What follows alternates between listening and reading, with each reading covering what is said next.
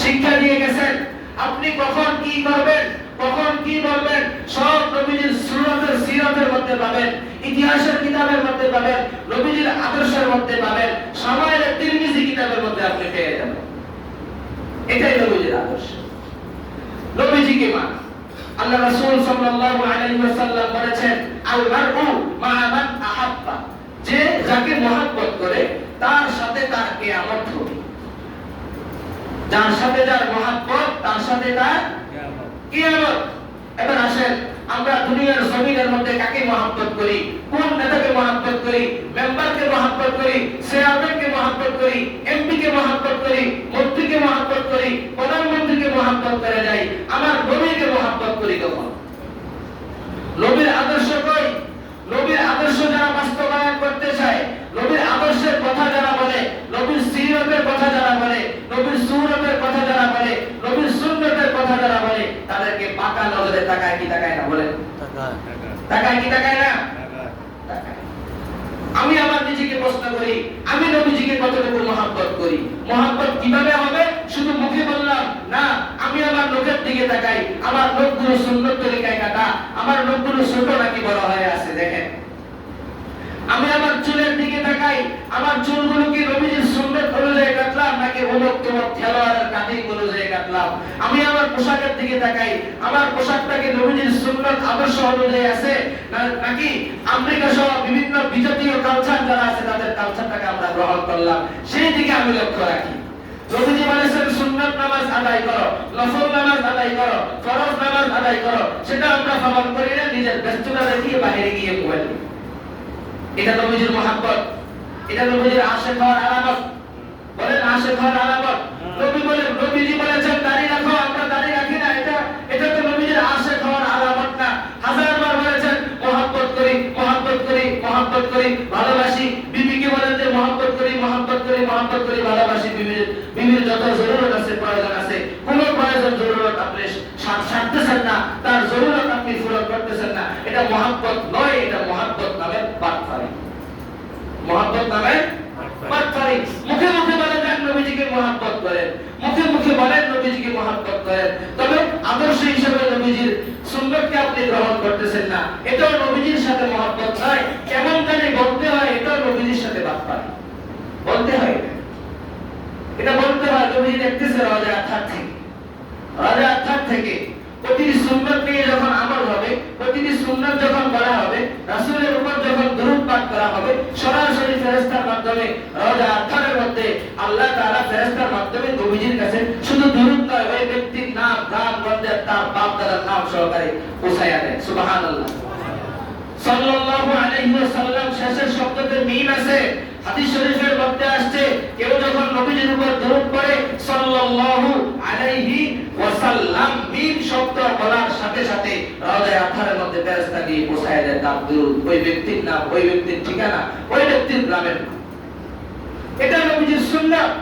সেই সুন্নাত বাস্তবায়ন করা, নিজের জীবনে আমি বাস্তবায়ন করব, আমার পরিবারে আমি বাস্তবায়ন করব, তারপর সামাজিকভাবে আমি বাস্তবায়ন করব, চেষ্টা করব রাষ্ট্রীয়ভাবে যেন আমার সুন্নতটা, নবীজির সুন্নতটা যেন পালন হয়, সেদিকে আমরা চেষ্টা করব।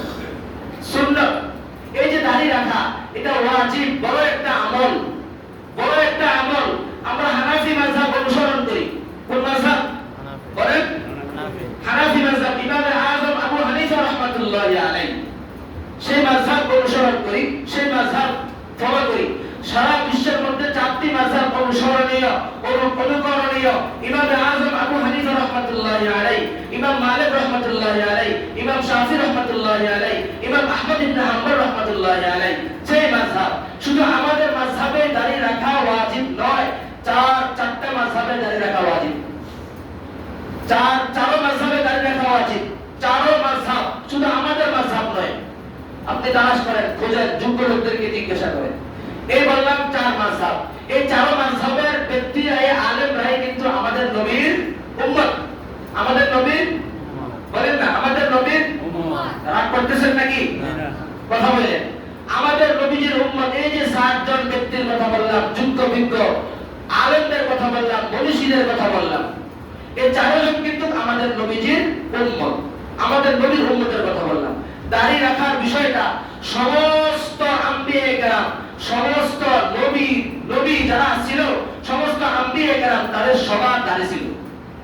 সবার কি ছিল? কথা বলেন সবাই। রাখেন না রাখেন, কথা তো সাপোর্ট দিবেন, কথা তো বলবেন, অস্বীকার কেন যাবেন? হাদিস কোরআনে যেটা আছে সেটাকে আপনি সাপোর্ট দিয়ে দেবেন।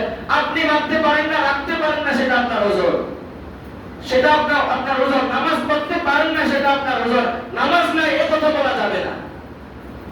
দাড়ি রাখা ওয়াজিব, সেটা আপনার বলতেই হবে। আপনি রাখতে পারেন না, সেটা আপনার ওজর। সেটা কি? আপনার ওজর।